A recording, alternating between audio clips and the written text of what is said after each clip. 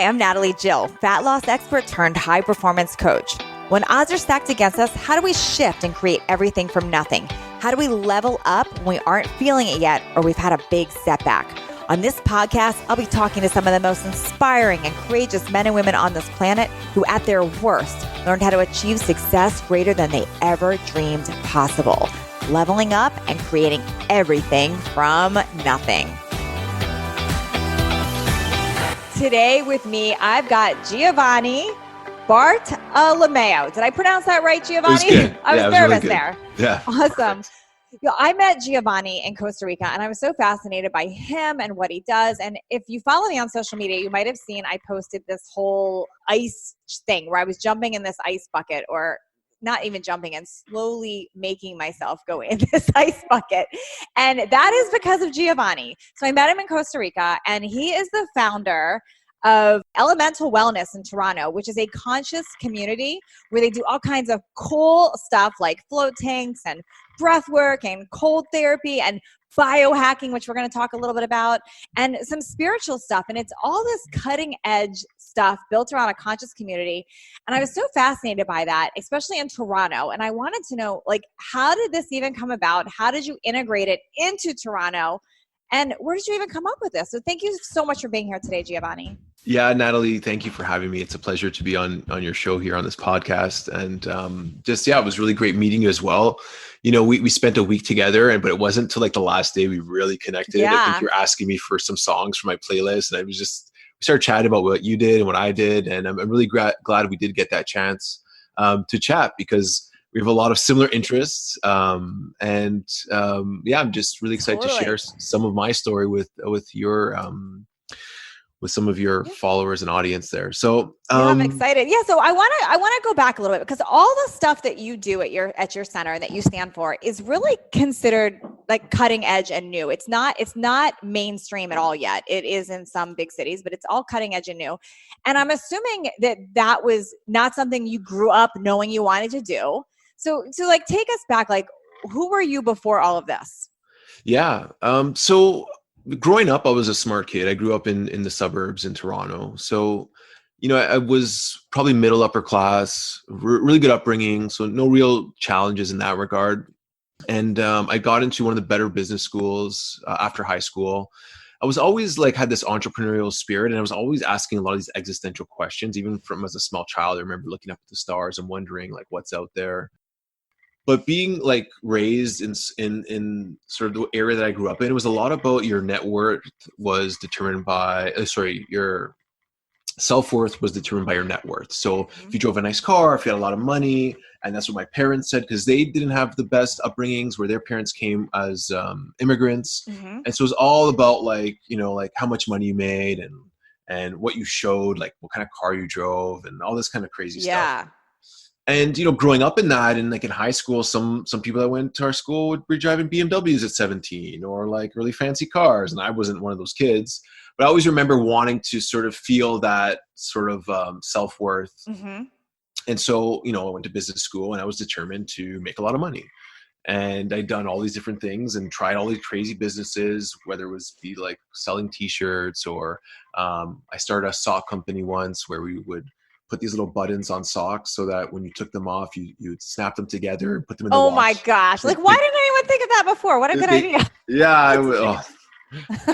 It didn't make it big, but it was on a Shark's Tank or something. Anyways. What a creative idea. So all these crazy ideas. Then I went to business school, and I remember coming back from, so I went to business school, and when I came out of business school, I knew I wasn't made for the corporate world. I wanted to continue down the entrepreneurial path. And so I started a sales company, and I was doing pretty well. I wasn't super rich by any means, but I started realizing that a lot of the things that I thought were important that I'd already accomplished. So I owned my own house, I had a nice car, I was married, I had kids. And I just remember waking up one day, and I had this sort of a weird daydream. It was almost like a premonition. And I remember looking at my hands like I was 80 or 90 years old. They were wrinkly, like my grandfather's hands. And I just had this vision that if I kept on doing, I felt like I was waking up in my same bed. Okay. So I was 90 years old.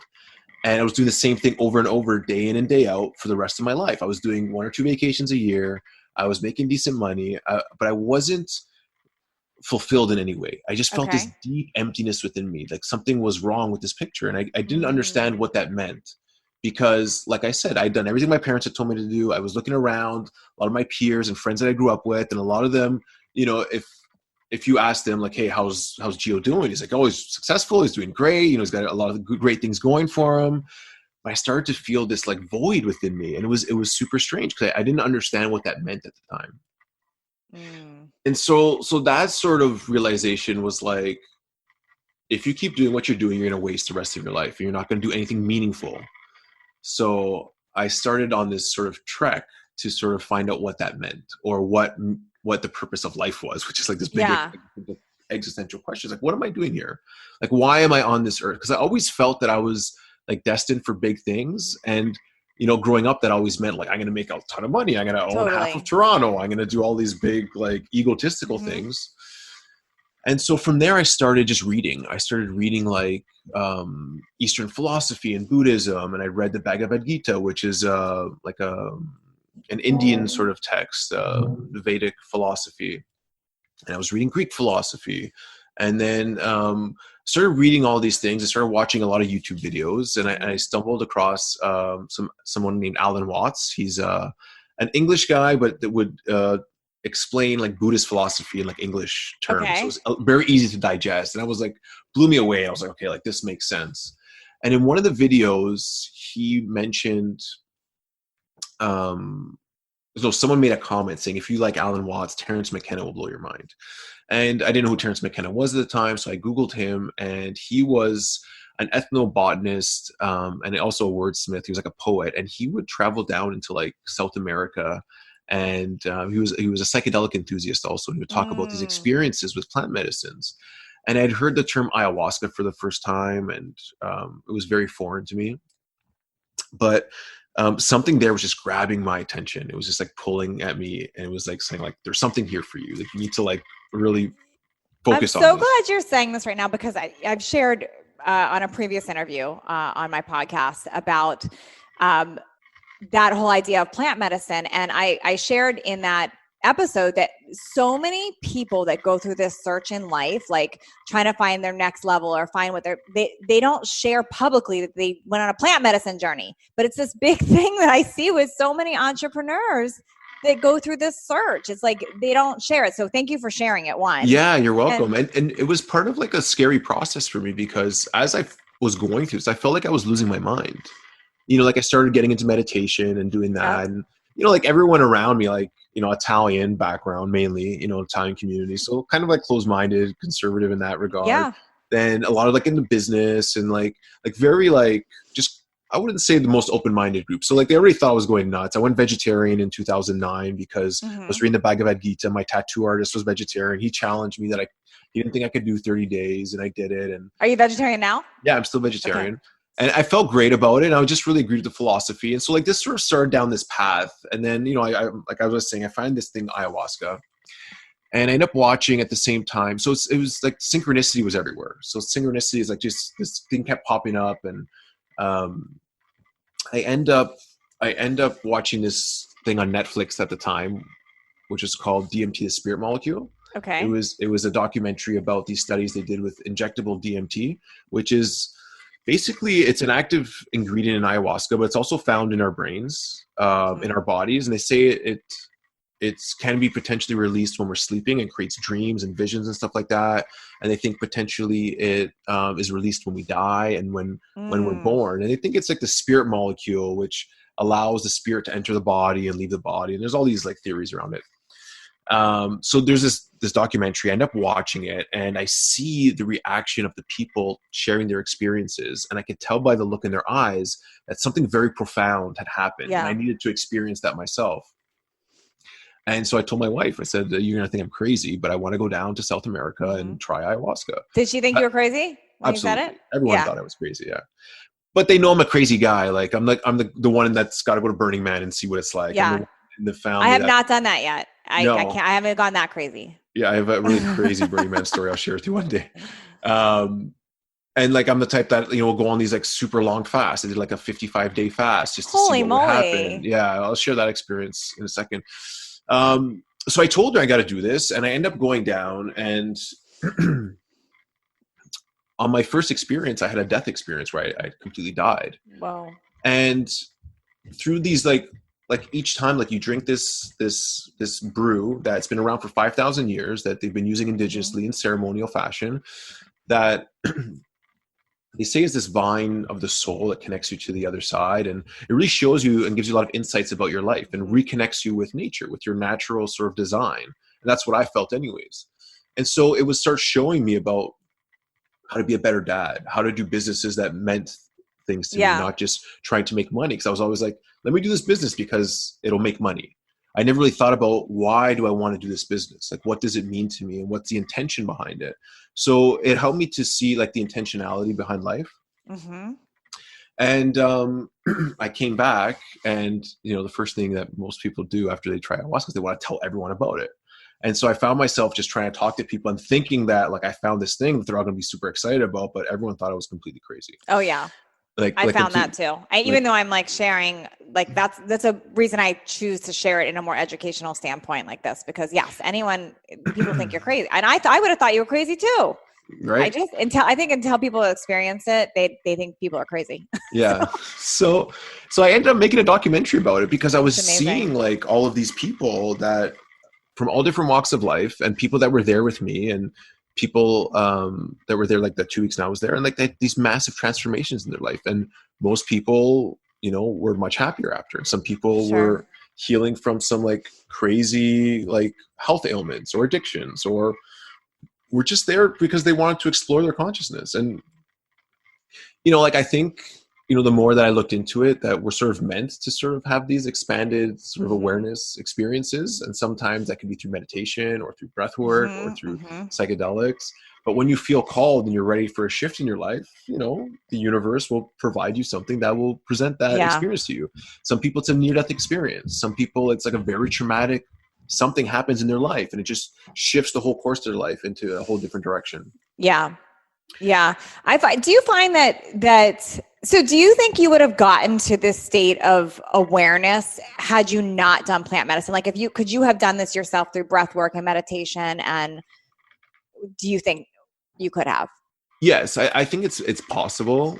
Because I think not everybody really wants to do plant medicine, and I get that. Like not everyone, that's scary to a lot of people. It's very scary. Do you think a person that wants this insight and enlightenment, they could do it through breath work and through other things? Yes. Well, listen, there's a depth to things like ayahuasca that's unexplainable, that I have any other experience has not even come close for me. But the path is different for everyone. You have to feel called to it. You shouldn't do it because like, oh, I heard that's something good. It's more like you feel it in your heart, or synchronicity starts pulling you somewhere. We start just hearing it. It keeps coming to your awareness. So you feel that calling to sort of take that leap. The one thing that, one of my mottos is that nature rewards courage. It's a saying. So when you feel this call, and even if it's a bit scary, but you feel like there's something there for you. And usually whenever there's fear, there's something there for you to learn. So can you share I watched your documentary, which I thought was fabulous, by the way. You can find his documentary on YouTube, and I'll put a link to where to find it below. But his documentary was fantastic. And what I loved, what you shared, a big bulk of it was from a lot of doctors and psychiatrists. And just, can you talk a little bit about that? Like, because why is it not talked about enough in the medical community? I think because like, why would... There's not a lot of, now there's some money starting to go into that direction because they're trying to make profit off it. But, like something that you do once and it cures your depression or your anxiety, you don't need to take a pill every single day. It's not really profitable in the current capitalistic model. But I think because it is so effective, it's gaining that sort of like awareness because so many people are doing it and trying it and finding amazing results, and they're sharing it. And it doesn't necessarily have to mean that you're struggling or you're suffering or you're sick. Like you can actually use it to expand your consciousness, to become more aware, to become a better person. Like people say, oh, there's nothing wrong with me. I don't need that, which is fine if you don't feel called to it. But every time I go back, I feel more inspired. I get more insights. I become a little more creative. And psychedelics have been used like to do things like that for the longest time. And when the war on drugs happened in the 70s, they were using This is your brain. This is your brain on drugs. Yeah, I remember it very they clearly. wanted to like really scare everyone, but what they don't tell you is at the same time, they were doing all these experiments with like scientists, and they would give them like LSD and they put them in a room and they would solve all these crazy problems, plus create solutions to other problems that they weren't even trying to solve. So like, there's definitely something there that sort of unlocks different abilities. And a lot of business people are using it as like a tool to increase their sort of superpowers. Was it your documentary or was it somebody else that I'm mixed up with now? But I could have sworn, was it yours where you spoke about some religious leaders, like that's actually been, that's not really spoken about too? Like, can you talk a little bit about that? Yeah, well, they say at the root of almost every religion, there's a psychedelic start. And there's a lot of interesting synchronicities between like, like the burning bush and Moses, like the acacia tree that is the burning bush is one of the highest DMT containing plants in the whole Middle East. And like there's like different like plants in like Egyptian mythology that are psychoactive. And it was actually in the documentary, Rick Doblin, who was a founder of MAPS back in the 80s, sent MDMA to a bunch of religious leaders and asked them to try this before MDMA was even illegal. So they didn't really know what it was. And they had taken it and they wrote back to him like, yeah, like this is amazing for expanding my faith. And many people have taken ayahuasca and have had visions of, Mother Mary or Jesus or Ganesha or one of these saints. And I think we don't really know like how these things work, but I think they create an experience that's most impactful for you.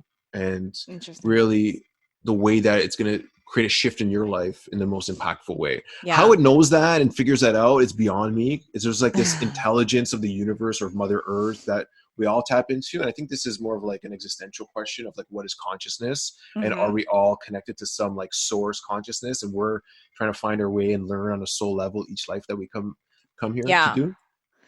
So, so this is, it makes sense to me why you had this enlightening, this awakening, and it started seeing a deeper meaning for life and stuff. How did that then translate into like what you've created in Toronto? Was this like how does like, I'm so curious about so much of it, like the biohacking and the cold therapy and like, did that all come together at one time? Like talk me through that. Like where did that stuff then tie in? Yeah. So I was getting more and more interested into health and it just sort of naturally progressed. And I think that there's definitely a correlation that the more health conscious you are, like your vibration starts to change and it might start leading you more on this kind of path. Like there's sometimes you get on like really concerned with health from a more egotistical standpoint. I think it's harder to sort of shift into the spiritual from that because you're really more worried about how you look rather than how you feel. When you start focusing on health from a perspective of wanting to feel your best rather than look your best, I think it's a slight sort of difference. It starts leading you down this path. So I came back and I wanted to like really I just really realized shortly after when I started getting more into breath work and meditation, and I started helping people and I started sharing my experiences with people.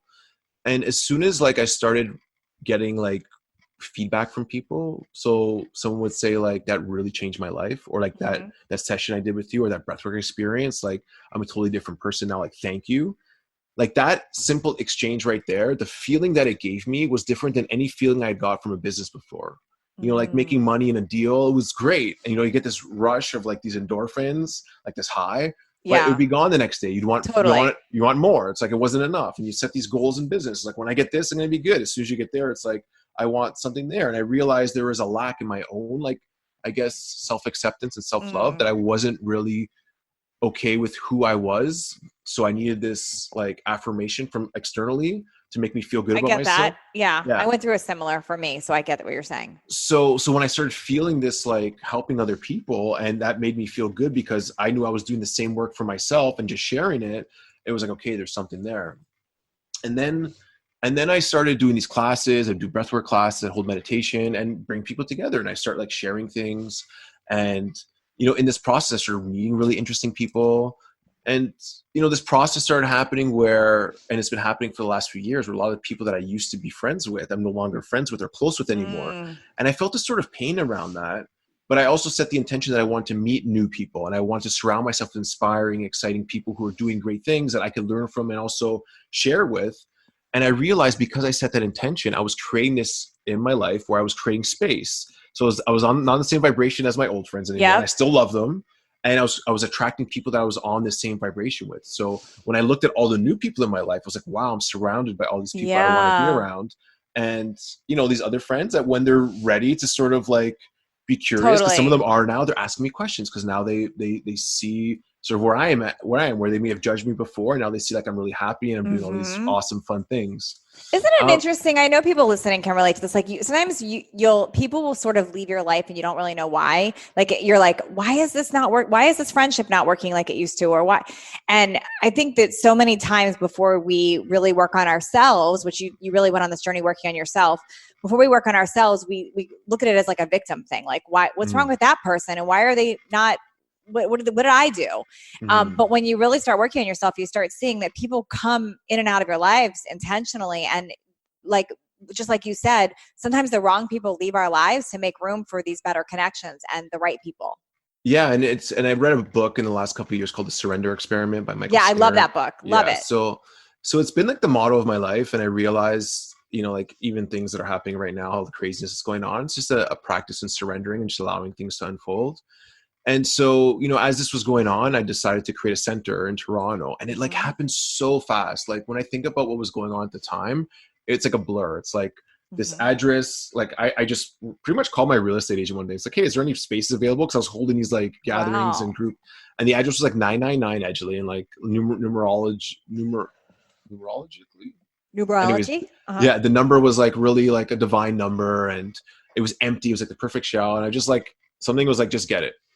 And so I ended up like getting this place. And you had never thought of this before. Like you're just like, this is just my gut. I wanted to get a space, but I didn't want it just to be like a hangout. So I knew there had to be a business sort of attached to it to create a revenue stream. And so I ended up just getting this thing. I'm like, okay, like I was invited to teach at a float studio, and he was telling me about the floating business, how amazing it was for relaxation and just putting the body into this state of relaxation, how that helps you to heal, and how we're like so overstressed. Those were already things I was into, like breathing and meditation. And so he was like, yeah, open a float studio. My wife just went floating. So I'm like, let's say science. So, okay, let's just do it. And I put myself in this situation where, so I used to have a construction business. So I've done like a million different businesses. And so I build this thing out myself. It goes way over budget. I end up spending like 10 months doing it when I only wanted to spend 6. And the intention was to create a space to help people heal and expand their consciousness and just become the best version of themselves, whatever that meant. And in the process, like I had to risk all my life savings, put my house on the line, and brought me into this complete state of fear. And I realized that even business is like a whole spiritual journey, like being an entrepreneur, because it challenges you in certain ways. It forces you to make decisions, like ethical decisions, moral decisions about, like how you deal with your employees, how you make decisions when no one's looking, being clear on your intention of why you're doing this in the first place. So my intention wasn't really about like, how do I make the most money? It was like, how do I create this amazing environment for people to grow in and to help people, to be of service? Because I knew that if I could do that, I would create something sustainable. And I found myself stuck in this fear of losing all this money. And it was creating stress for me. I was falling into unhealthy habits. I was drinking wine every night to deal with the stress. Like when the construction guys were coming, I was smoking like cigarettes with them. Like here I am, this health guy, like just really totally falling apart, completely falling apart. And a few things happened around the same time that really helped to shift my perspective. But one of them was I actually watched a Donald Trump documentary, and about like how he was always like super focused on being positive with what he believed in. So the way he would focus his mindset, like anytime like they would ask him like, oh, like, this is all falling apart, what do you think? It's going to be super successful. So he just gave a very clear vision on where he was going. And then another mentor of mine caught me saying like, oh, this is hard. These things take time. He's like, you're really putting out there the wrong vibe. Like listen to the way you're speaking. Cause I really started learning about like the way you speak and the way you focus your attention is going to create your reality. True.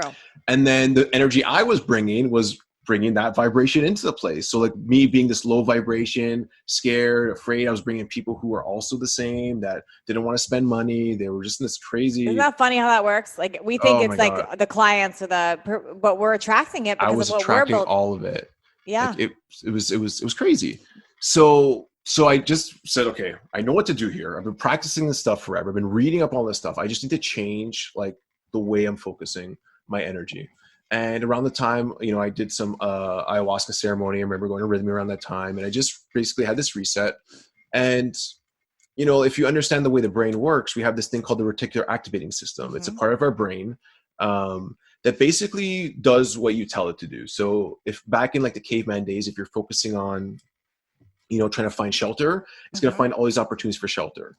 Or if you're looking for food, it's going to find all these opportunities to eat food. And, like nowadays, if you're looking for like a black Volkswagen Tiguan or something, anytime on the road, you're going to like your brain's going to be like, there it is. There's another one. There's another one. You know what I mean? Yep. So it works the same for good and bad. So if you're like thinking like, oh, this is hard, this is bad, I'm going to like lose everything. Your brain is trying to find ways to make you fail. Totally. If it's like, oh, I always find that shitty partner in relationships. You're always going to attract that. Shitty boss, same sort of thing. So I started really just focusing on what I wanted to create. What was the environment? What you just said right now, by the way, Giovanni, is gold, because I think so many people hear that, but they don't get it until they actually experience it. But if you just can like rewind and hear what he just said, because we do attract that. Like if we're having struggles in our business or our life or our weight or our health, we have to own that we've attracted it. Somehow we did. And it's that change. You just said it. Like you have to change what you're focused on to change that outcome. Yeah. And I think there's like this stat, like we have like 70 to 90,000 thoughts per day. And like the majority of them are negative. So if you're always programming yourself for like, oh, I'm going to like fail, I'm going to do this, and you keep repeating that, you're going to attract that experience into your life. So even if you're having these negative thoughts and you can catch yourself, just use it as a reminder. Say, okay, I need to shift my perspective now from this negative thought to where I want to go. So even if your situation is not great right now, and you keep on getting reminded of that, you have to shift to where you want to be moving towards. So whether it's financial, whether it's with your friends, whether it's in relationships, whatever it is, it's like start really focusing on what it is you want to create, what that looks like. And more importantly than the look is like how it makes you feel. I love that. And I'm living it right now as I'm interviewing him. Some of you can see this, some of you can't, but my whole arm situation, my arm's in a whole get up cast situation for 10 weeks. And because I've learned this so much, like, yes, I was super upset knowing about the surgery and the cast and all the things, but I definitely quickly shifted into what are the lessons I'm learning from this? What are the benefits of this? Like, and there are benefits like in everything. Like, I don't have to travel for the next 10 weeks. I'm not going to be speaking. I get to like get caught up on things. There's a lot, and there's a lot of surrendering involved in it. So I think it really can be practiced in so many areas of life once you get that. Yeah. And then the other key was to not try to, like, from the surrender experiment, is not to try to like control the outcome of things. Yes. So like maybe this business, like I had to accept, like maybe this is not going to be a business that I'm going to make a ton of money on. Maybe the whole point is just to be sustainable. And just allow things to happen. And what happened was I started meeting all these amazing people, and other opportunities started coming out of that, where it wasn't this business that was going to make all this money, but, like new partnerships came out of it. I have an online school now that I'm a partner with that's doing phenomenal, other opportunities for people that want to invest and create more of these centers. And like, I would have never saw this coming because the mindset I was in, but when I just let go and just said, okay, let me see how this unfolds, and just really bring my intention of like trying, like every single person that comes to that front door, I want to just love them like they're the only person on this earth, and just really create that experience for them that is going to allow them to grow. Because that's what I needed when I was sort of lost and looking for it. And then things just shifted incredibly after that. Like every single day, it's just like, oh, I love that. What an incredible. Okay, so I know I've asked you a million questions already, but I want to touch a little bit on just the different things. And we don't have to get too detailed, but some people don't even know what these things are. Like, can you talk a little bit about those various things that you offer at your center? Because, like, first of all, biohacking. A lot of people have never even heard that term. What does biohacking mean to you? So like typically it's just like hacking your biology to optimize, like your output. So whether it be your mind, your physical body. So there's a lot of guys in the space like Ben Greenfield or like Dave Asprey that talk a lot about like different supplements you can take, different things you can do. See, for me, I like to really keep it simple. So all the things that I like to do is things that are not very expensive or easy to do on your own. And biohacking, a lot of times we'll use like a device or something like that, or some sort of technology can be used in biohacking, but it doesn't necessarily have to be. So in our center, we use like float tanks, so sensory Okay. deprivation chambers, which basically it's about 1,000 pounds of salt, and about 11 or 12 inches of water, which is body temperature. Mm-hmm. And there's no light, no sound. And so you lay in there fully suspended, weightless, and it takes away Mm. all of your senses. And at first it may be challenging for people because the mind gets very like overactive because there's no Sure. stimulus, but eventually it settles down. You go into this deep state of rest where your brain goes into like a theta brainwave state, and it allows you to get like the equivalent of like 6 hours of deep sleep, this like deepest sort of healing rest. It actually reduces cortisol in the body.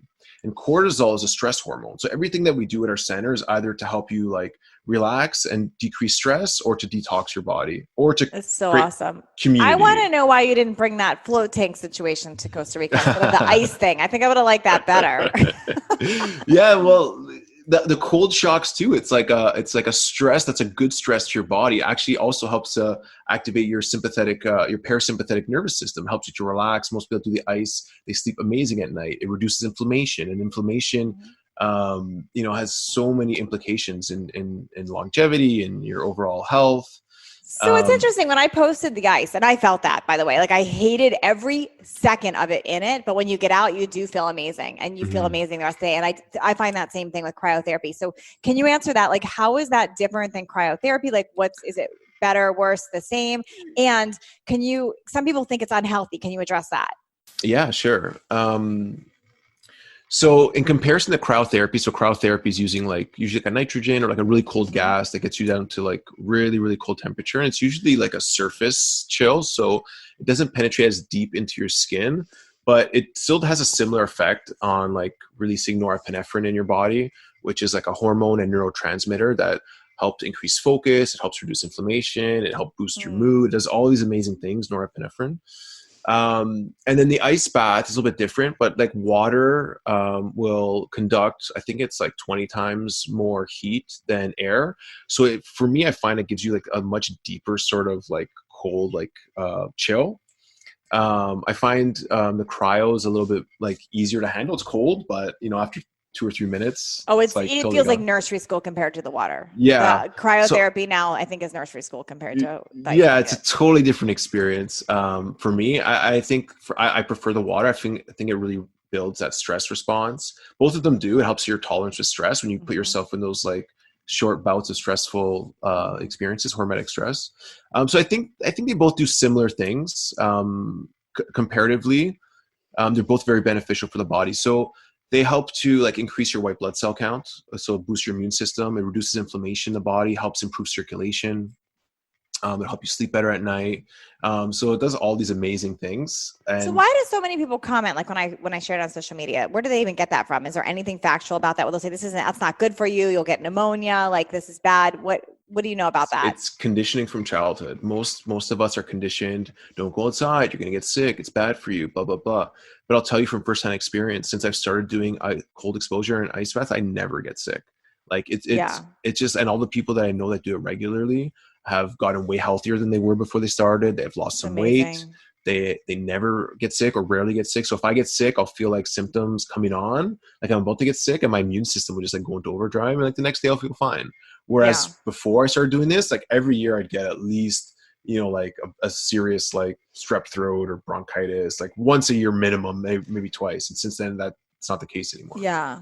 So I want to share that everything that he does in his center, I'm a huge fan of now. Like I'm a fan of the ice bath, cold therapy. I'm a fan of biohacking. I'm a fan of breath work for sure, meditation, all the things. So I think whether you're in Toronto or not, if you're not in Toronto, you can find these things. You may not find them all in one center, but there are places to find it.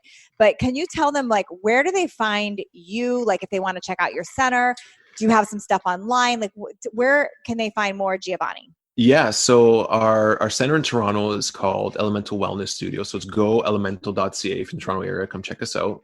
Online, I have a YouTube channel. It's Elemental Awakening. So I post videos about all these stuff. You'll see me jumping into frozen lakes and doing all kinds of fun stuff. And the documentary on psychedelics called Psyched Out is also on that channel. I have a website, elementalacademy.org. And then the school that I'm a part of is called personaldevelopmentschool.com. You won't really see me on there, be more my partner. But those are like the main resources that we like to share with people that will really help We try to educate people. So amazing. I doing love it. all these things are pretty much free, like the cold, fasting, hot, yeah. Oh meditation. yeah. I can't let you go without asking about that. You got to answer those. I have two more questions for you. One about the fasting. What in the world? You did a 51-day fast, and why, and what did that do? There was this crazy group online that my wife was like following along, and it ends up like the founder was from Toronto, and they would do these like 100-day fasts, and they would like pretty much lose crazy weight. Well, you lose your whole body, I would imagine. Their eyes would change color, like parasites would be coming out of them, like just crazy stuff. And I was like, I don't want to look at that. And eventually, like I looked at it, and then I was like, oh, something just grabbed my attention. So I want to experience it to see what it's like, because I'm like such a guinea pig like that. And I remember reading like a lot of the texts I was reading before, like Jesus fasted for 40 days and the Buddha fasted, and like all of these, like Moses would go on these. So like, I'm gonna do this long fast. I want to see how it affects the way I feel and the way I think. And so I did about 58 days. I wrote an article about it. Did you drink water during this? I would assume. So it was intermittent fasting with grape juice. So I would drink grape juice with lemon in. So the grape juice really makes you go to the bathroom. And I did that for about 55 days, but in between I do dry fasting. So there'd be days where I would go like up to, I think the max I did was 5 days with no food or water. So just really pushing yourself to that limit. And I lost about like 40 pounds. I was like super skinny, but it was crazy because like the way, like the clarity I had in my mind, it was like I would never second guess myself. Any decision I could make, it was like no problem. It was almost like I could see into the future. I was super intuitive. Like I started like organizing. Like I wasn't the most organized person. Like drawers would be messy, and like after this, like once my body was cleansing itself, I was like, my computer was organized, all my drawers were organized. I would throw all this junk out. And it was like amazing how like as you cleanse your body, you want to cleanse your environment. But weren't you hungry? I'm like just listening to you. I would be so hungry. It took me about, so the first week, like you get used to the hunger, but then you really think about food. And it took me about 3 weeks to stop thinking about food. Like all I would think about, what's the next thing I'm going to eat? Oh my God, I want to eat. I could smell want to eat your hand. I'd be so hungry. Your senses are so like you can smell what they're cooking down the road. It was crazy. But you start realizing how much like you're addicted to food. Like that was one of the biggest takeaways, was like why am I thinking about food all the time? And how is when you eat something, it makes you feel, it like numbs your feelings. It makes you feel different when you eat. And I didn't really put two and two together. So since then I fast all the time. Like I do like a couple days a week I don't eat, or but not 55 days. Fast. No. Yeah. I just find a good balance, because I realize we eat way too much. We overeat, and that really affects our health. And it also like if you really want to live long and healthy, you got to really restrict your caloric intake. Like that's one of the key things for longevity. But no, I like that you shared, he didn't do this for weight loss. He did it for mental clarity. And there's a big difference. So I don't think I would recommend doing this for weight loss. No, it was like really just to sort of see what would happen. I wanted to like really push myself. Yeah, it was amazing. It was an amazing experience. I wouldn't do it again, like that length. Yeah. Like 7 days is a good fast for me. So my final question for you is if somebody's going through their own personal rock bottom, or maybe it's not even a rock bottom, maybe it's just where you were years back, where you were like, is there more to life? Like, what else should I, like, what am I here for? What's my purpose? If you were to give them kind of 3 things that you would start doing to start creating awareness and shifting them out of that, you've mentioned so many things you've done. What would you tell them based on what you know now? For anyone listening? Yeah. So there's been many points in my life where I've just like really felt lost and down, and like not seeing any way out of the situations I've been in. So the first most important thing is just to know that it will pass. And you just really need to find some sort of inner strength to just believe in yourself, that if you start following your intuitive guide and just trusting in yourself, that you'll find a way out of it. So creating that space for yourself. So things like meditation and breath work are really huge. And just trying to find a community that you can sort of be a part of is also really important. But, and I know this is the hardest part, because when you're in it, you don't want to hear this. But when you're at a rock bottom or at a really challenging point in your life, those are always the opportunities to shift your life's trajectory. So every time that I looked back at a point in my life where I was depressed, where I hit rock bottom, where something failed, where I was just like, I couldn't see the end. I was in this victim, like, why me? Yeah. If I look back, those were always the points that gave me this opportunity to make a shift and do something else. And you sort of really have to trust in that process. And each situation that you're in, there's something there to learn. So you really have to try to figure out, like, what is it that you're trying to be shown in your life. Like what there's always something there for you to learn. And sometimes that really just takes quieting the mind, doing meditation or breath work or something like that. Yeah. This is awesome. Thank you so much, Giovanni. This is so helpful. I'm going to put all of your information below for people to find you, but this was incredibly helpful today. Thank you. Yeah. Thank you so much, Natalie. It was a pleasure to be here with you. And hopefully get to do this again sometime. Thank you. Thanks for leveling up with us today. Please share this episode if you found it helpful so others can join in. And don't forget to hit that subscribe so you don't miss out on future shows. And if you would leave me a 5-star review, I appreciate those so much. I read all of them, and it's how I know that I'm giving you information that you find valuable. And come interact with me over on Instagram at NatalieJillFit. I read all the direct messages and comments over there. Make it a great day, creating everything from nothing.